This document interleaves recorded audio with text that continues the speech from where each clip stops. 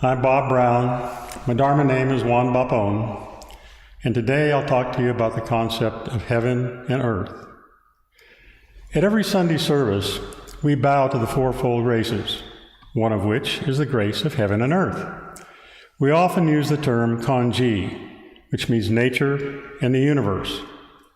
We believe that we humans, heaven and earth, are all one, including, but not limited to, what we Westerners might call Mother Nature.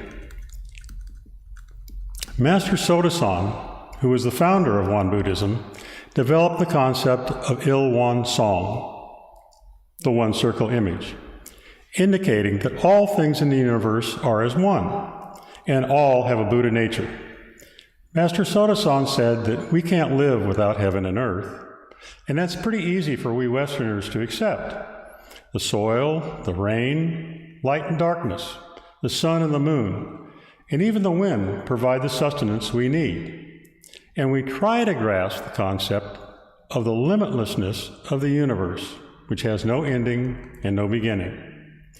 Master Sotasan described the characteristics of heaven and earth as radiant, steadfast, meticulous, just, reasonable, vast and immeasurable, eternal and imperishable, accepting, free of a sense of self, without good or ill fortune, and free of thoughts and applications. Well, that's quite a lot to absorb and attribute to the earth, heaven, and even to ourselves, because we Westerners have tended to think of these as three separate entities: heaven, the earth, and ourselves. But notice that Master Sotasan gave heaven and earth the same attributes that we as humans aspire to have, because we're one with heaven and earth.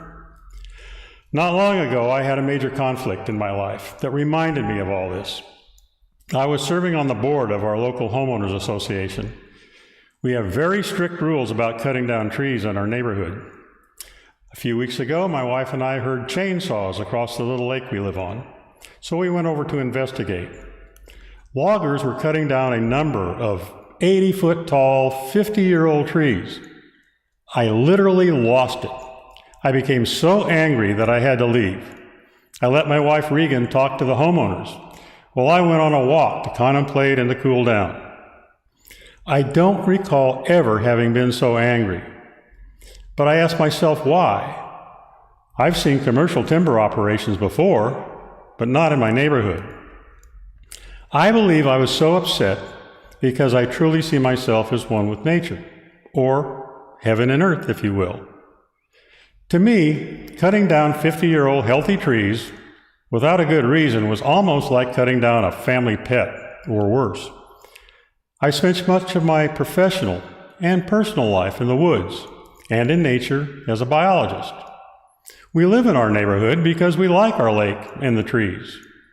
I've often considered the woods my temple. It is literally paradise to me, or heaven on earth. Spending time there is my opportunity to lose my sense of self, and at least temporarily escape my life of causes and conditions.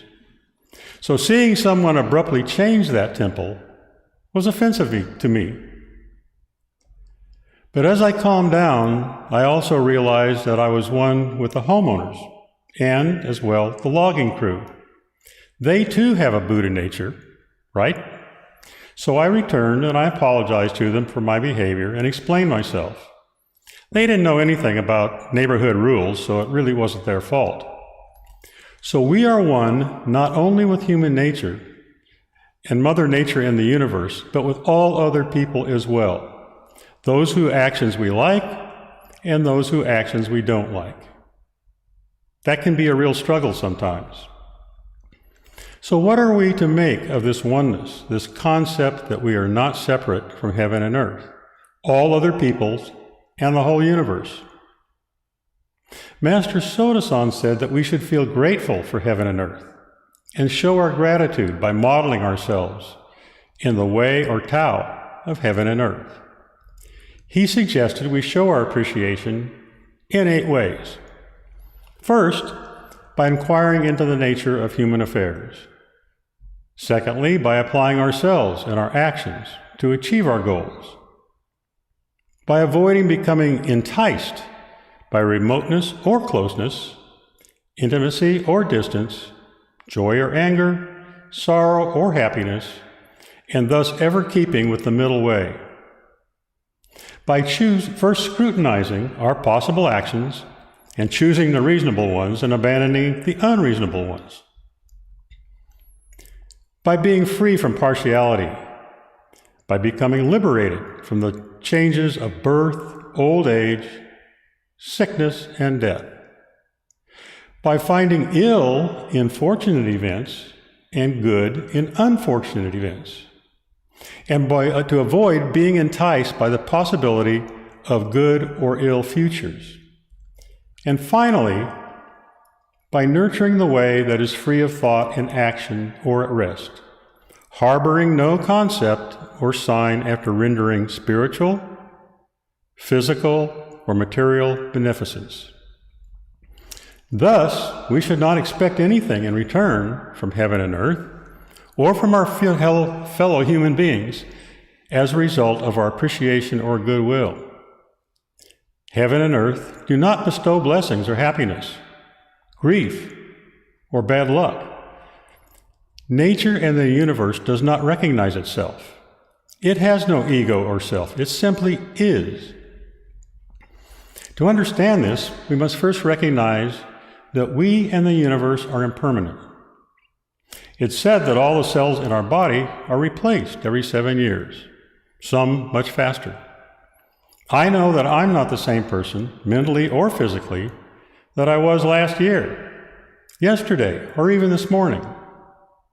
Of course, we naturally have a sense of self in order to function in this world. But as Buddhists, we're told to have no self, just like heaven and earth. Well, how do we do that?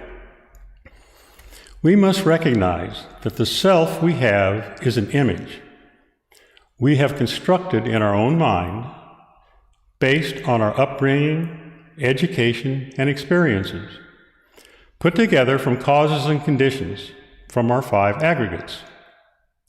I recently read the book Eco-Dharma by Dr. David Loy, who says that we need to realize that the self is empty, an impermanent manifestation of something greater than ourselves, that we may not understand, but we are open to. To me, that would be the concept of Il-One. We are all one.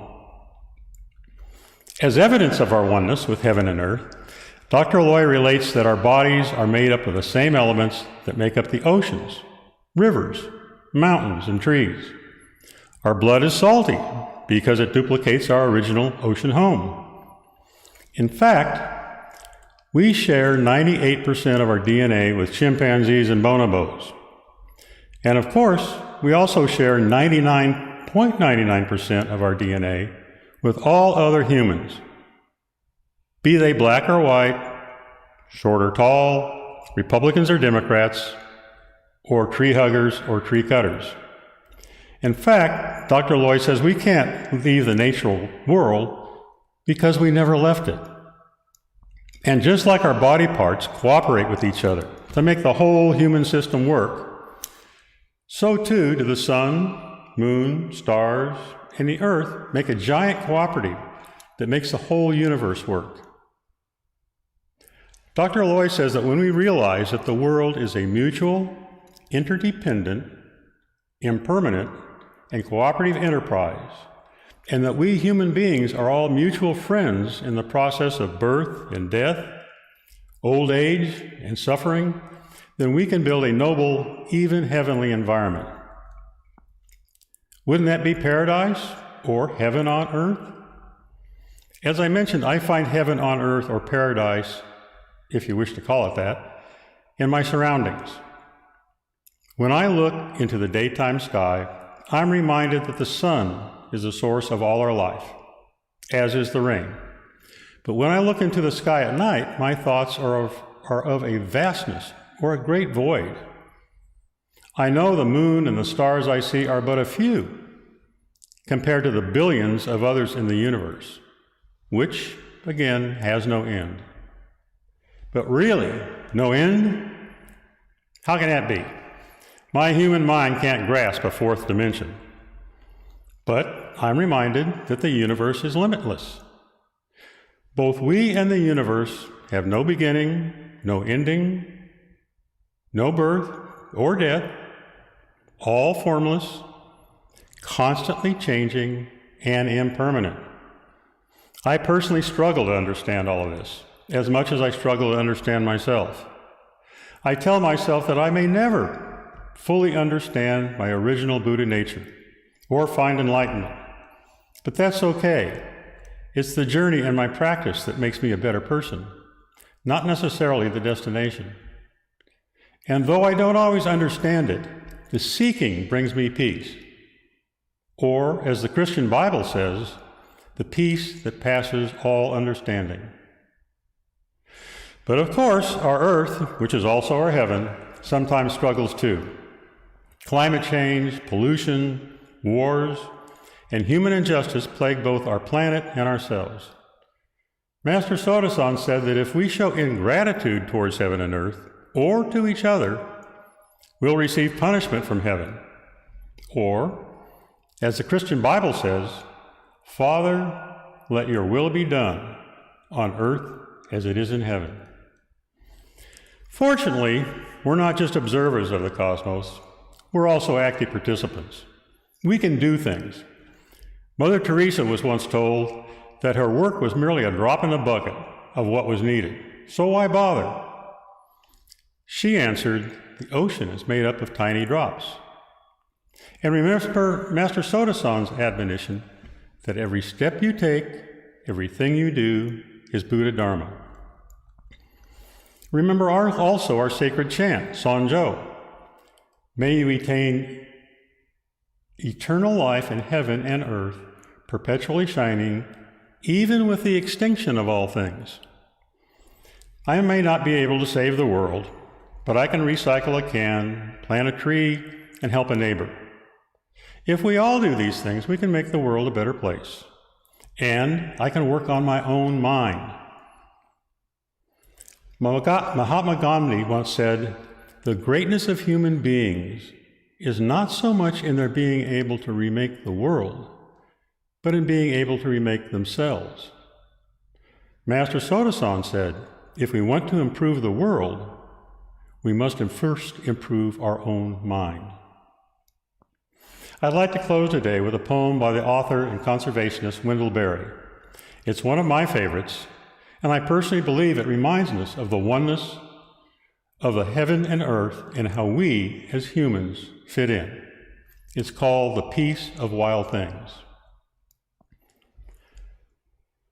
When despair for the world grows in me, and I wake in the night at the least sound, in fear of what my life and my children's lives might be, I go and I lie down where the wood drake rests, in his beauty on the water, and the great heron feeds. I come into the peace of wild things, who do not tax their lives with forethought of grief. I come into the presence of still water, and I feel above me the day-blind stars waiting with their light. For a time, I rest in the grace of the world, and I am free. Thank you.